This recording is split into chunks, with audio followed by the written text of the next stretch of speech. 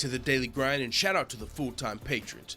Make sure to hit subscribe if you're new and hit thumbs up if you're not a baby back bagel biting bitch boy, cause you know what time it is. It's full time. MMA. And what is going on, people? It is time to break down UFC Fight Night Fort Lauderdale. Jacare versus the Joker, Jack Hermansson. This is going to be a really fun fight. Man, if you remember, this main event has went through some changes. Originally, this main event was going to be Paulo Costa versus Yoel Romero. Then Jacare replaced Paulo Costa, and then a couple of weeks ago, Jack Hermansson replaced Yoel Romero. But Jacare is still holding it down for us in the main event. Co-main event, we've got former NFL player Greg Hardy, Dallas Cowboy and Carolina Panther, taking on Dmitry Smolyakov. Greg Hardy's, this is his second UFC fight. If you recall, he lost his first one after throwing that illegal strike. But he was pretty gassed. So I mean, if he wouldn't have thrown that illegal strike, honestly, it would have been interesting to see how that fight played out. But the next fight might be, I mean, aside from the main event, I'll say this is the fight I'm looking forward to the most. I will say that. I mean, Mike Perry versus Alex Oliveira on paper, this is one of those fights that has potential to be fight of the year. I mean, just on paper, if it doesn't end in an early finish, if this thing plays out, this could be a war. We've seen that with Alex Oliveira versus Yancy Medeiros. I mean, both of these guys have had, you know, fight of the night, fight of the year type performances. Mike Perry's training with Jackson Wink now. I believe he's still with, if not Jackson Wink, he has been training with legitimate fight teams. I know he was down there AT&T for a little bit. So the fact that Mike Perry is training with legit fight teams, I'm really looking forward to see how that's going to help his game, because he's really been more of a headhunter. Even though he's really entertaining, he's always kind of been more of a one-dimensional headhunter. Now I think he's going to start working in takedowns and maybe some more kicks, and he might be a beast, you know. Even maybe submissions, you know. Just even if it's just takedown defense, I think people are going to have a problem. They can't take him down and just try and submit him and exploit him in that way. Just takedown defense is going to make Mike Perry that much more of a monster. So really looking forward to this fight. Then, of course, we've got Glover Teixeira versus Ian Cutelaba the Hulk. That's going to be a good one. John Lineker versus Corey Sandhagen. There's some interesting dynamics to this fight. John Lineker is 7-1 in his last 8 fights, only losing to TJ Dillashaw. TJ Dillashaw, we know, was recently popped for EPO. Now, Jeff Novitzky has came out and said that, you know, it doesn't seem like TJ Dillashaw was on EPO for any of his other fights. They've tested some of them. I don't know if they've tested the John Lineker one or not, but I will say this. If EPO was in TJ Dillashaw's system for the John Lineker fight, let me explain how fucked up that would be. John Lineker, his only loss in his last 8 fights was to TJ. So for one, it would have costed him a title shot potentially. But in that fight also, TJ Dillashaw broke John Lineker's jaw. So if he was on EPO for that fight, and he went on to take away a life-changing opportunity and break John Lineker's jaw, that would be fucking crazy. I hope TJ Dillashaw was not on EPO for that fight. And that just shows you how serious it really can be when you're using PEDs.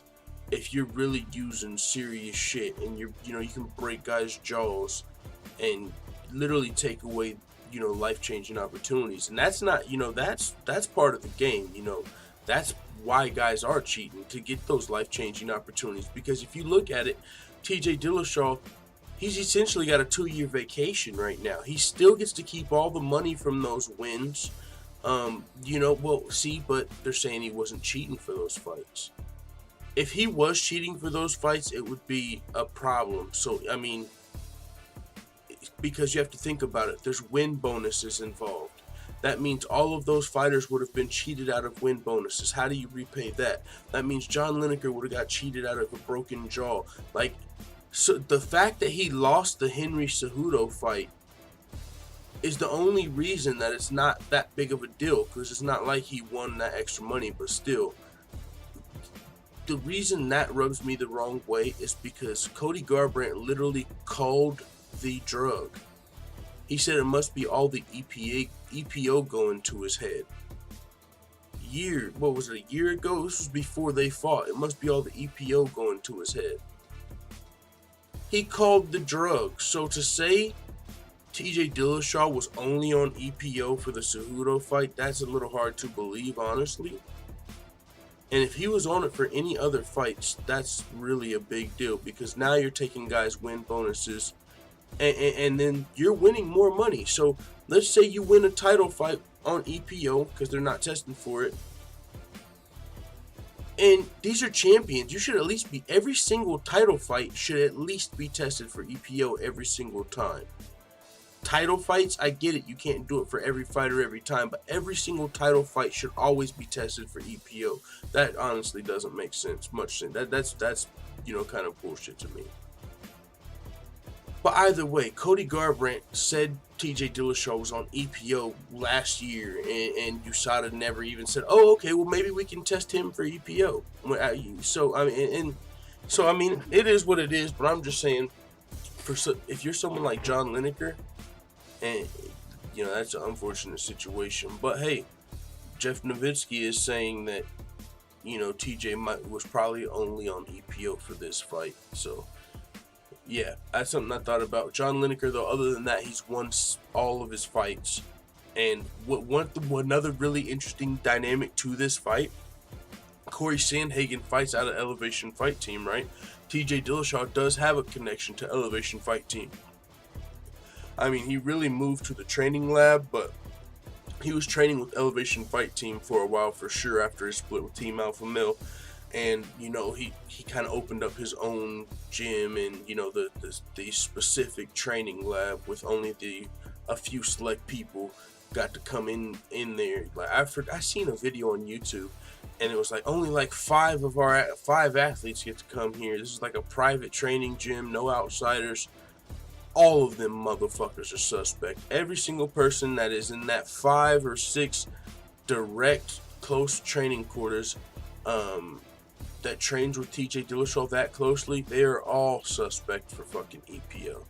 But either way, I mean, I'll leave that to the people who do their job, the USADA and all of those guys. But I mean, you would imagine test all of those fighters.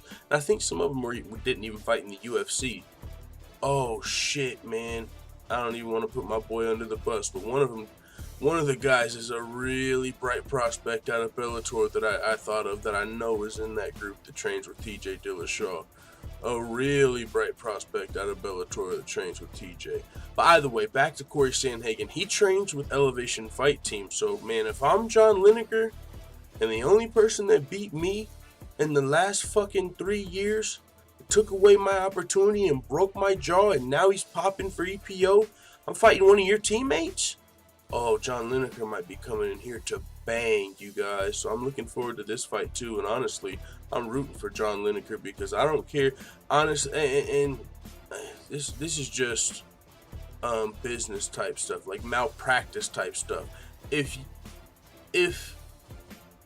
it were to come out that TJ Dillashaw has been on EPO for his last 3 or 4 fights, or however long that because Cody Garbrandt has been saying this for a long time now, and now it is all validated.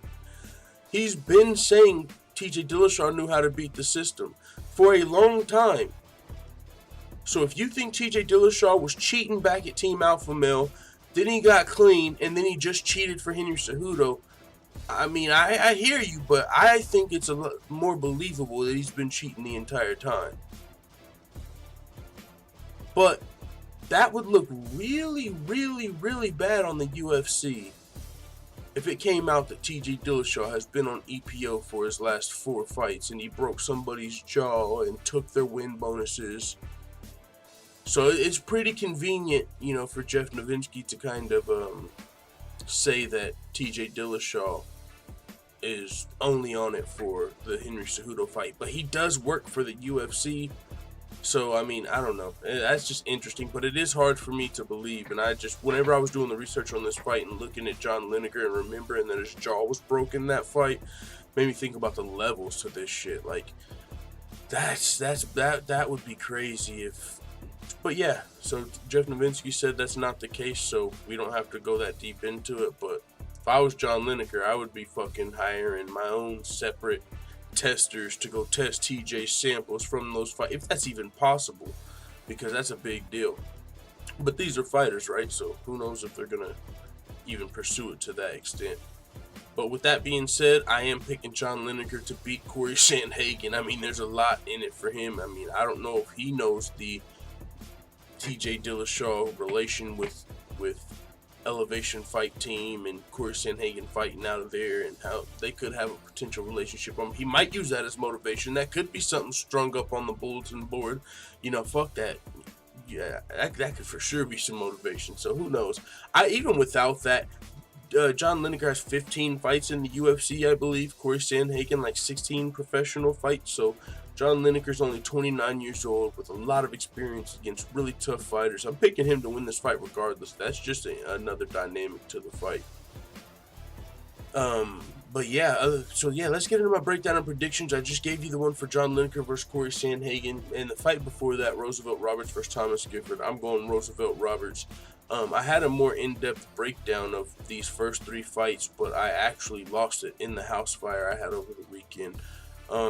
I had it on my computer in a notepad, like just typing up my breakdown. And whenever our house caught on fire at 4 in the morning and they came out and had to shut the electricity off, I didn't have it saved. And so it went up in flames.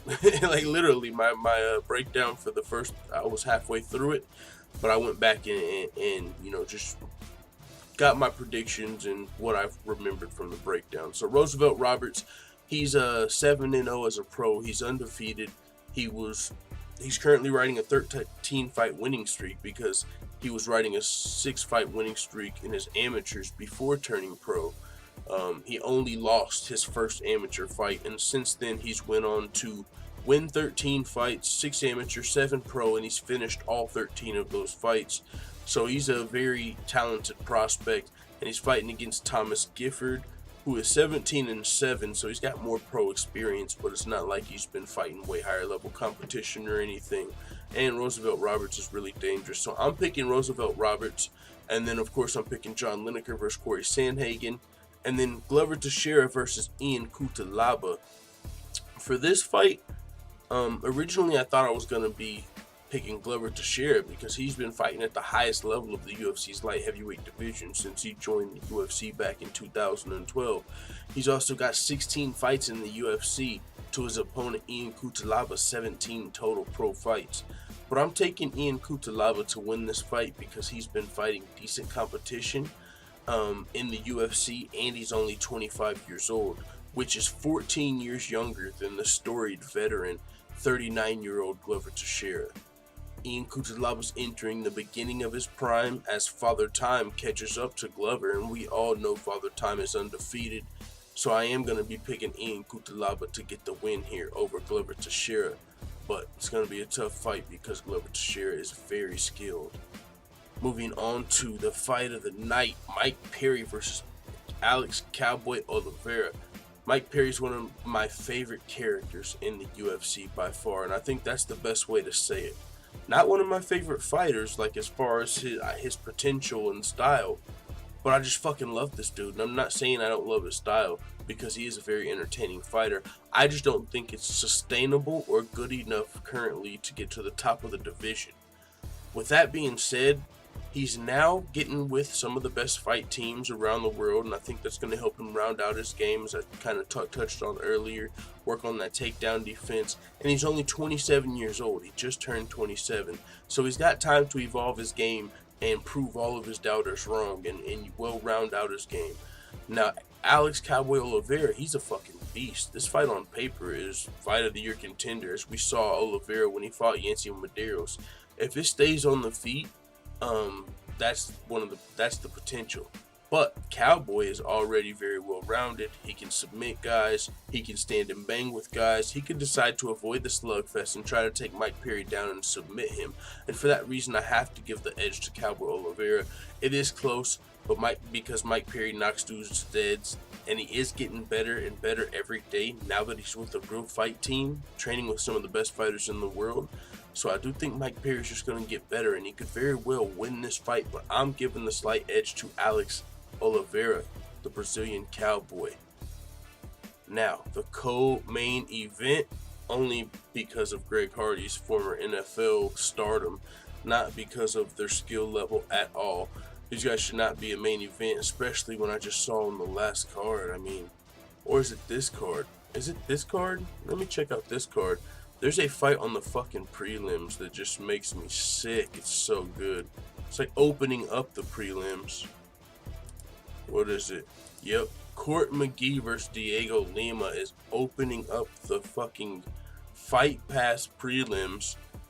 You know, before people even tune in, before people even sit down in the arena, and you got fucking Greg Hardy co-main eventing it up, and his first fight just looked like, whew, it was not good.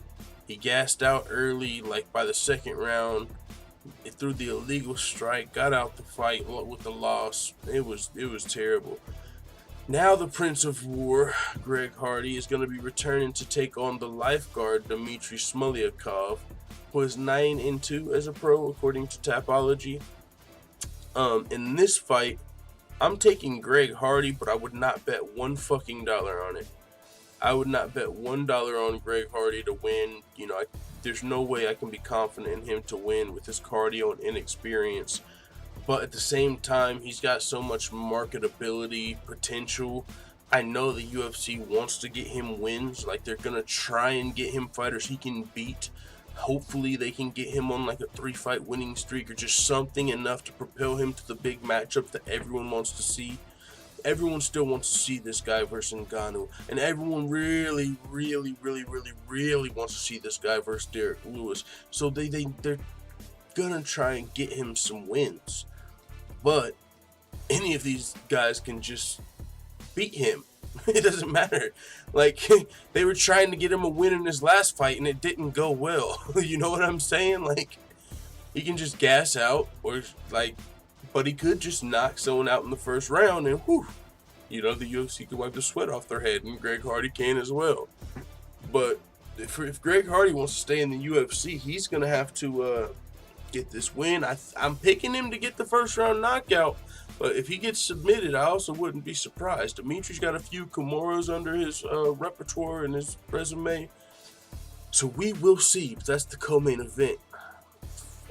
I'm not excited about that fight at all. But hey, it's going to bring in the casual fans, help grow the sport, so it is what it is. Let's get to the main event. Jacare Souza, Jack Hermansson, the Joker. Jacare Souza is still one fight away from a title shot at 39 years old. He just lost a razor-thin split decision to Kelvin Gastelum, who just fought Israel Adesanya for the interim middleweight title at UFC 236. If the judges gave that decision to Jacare in his hometown, which usually they do, he could have been fighting for the title. But now he's fighting Jack Hermansson, who's taking this fight on short notice because Yoel Romero was forced out of the fight with an illness 3 weeks before the fight. That's the official story. But we have reason to believe that allegedly it could be the same reason TJ Dillashaw was taken out of this fight, but you never really know now with, you know, the fact that USADA doesn't announce these things. They just announced, you know, like people yesterday, like former champ Nico Montano, we had no clue she was flagged. So when these people get flagged, you have no idea what, you know, if they're really flagged. And with these guys in particular, and Paulo Costa, who also had the rumor that was started by Yoel Romero. Yoel Romero's the one that said, I heard Paulo Costa can't fight me because of USADA. He's since backtracked on that, but you'll never know. I mean, Paulo Costa, I think he's saying it was a stomach illness or something, or stomach something, or Yoel Romero, he's also saying his is an illness. but you also have reports that the UFC is working on booking these guys and fighting each other. So I don't think, people would be risking their credibility saying that the UFC is working on booking these guys and fighting each other if they're both suspended for, whatever reason.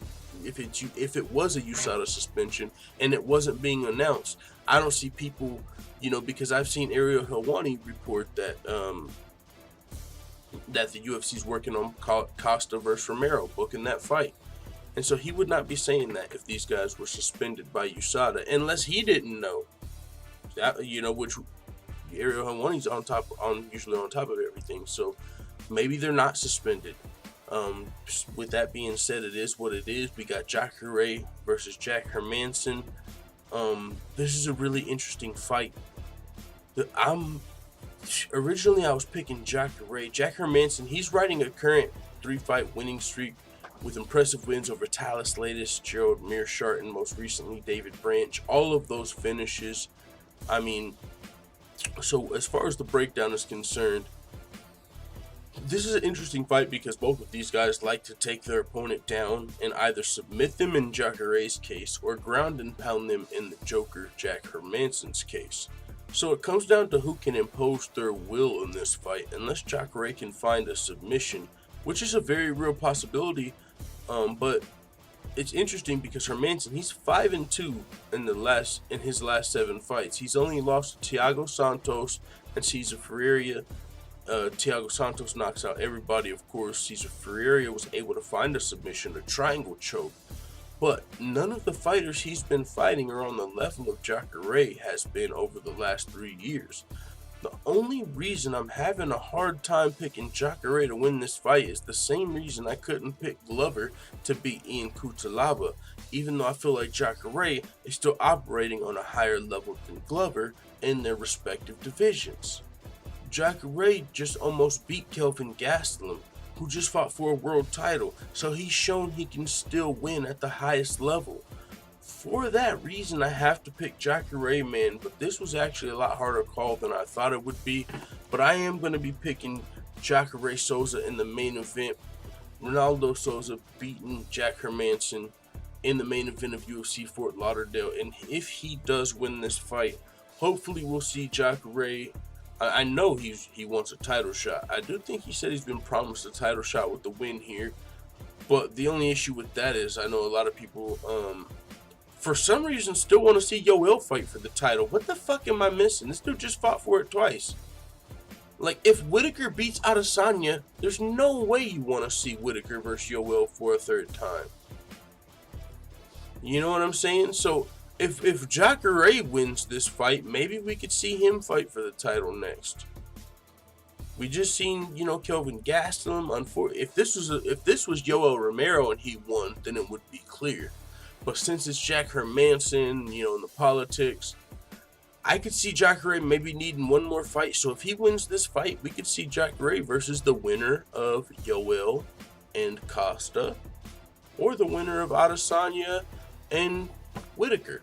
If Adesanya could pull off that upset, which I do think would be an upset, because I think Whitaker, I don't think he's going to put the dirty lickings on Israel Adesanya, but I do think Whitaker is going to give Adesanya some problems if he's 100% healthy, just seeing that Gastelum fight, because Whitaker is really at a whole nother level than a lot of these middleweights who are down here fighting, I think for the interim title and stuff. If you just seen what Robert Whitaker did to Jacare when Jacare was even better on a 7-fight like fucking win streak, or just beating the shit out of people, when Jacare was still in line to fight for the title, he was one of the 4 horsemen at the top of the division, and Robert Whitaker kind of walked through him.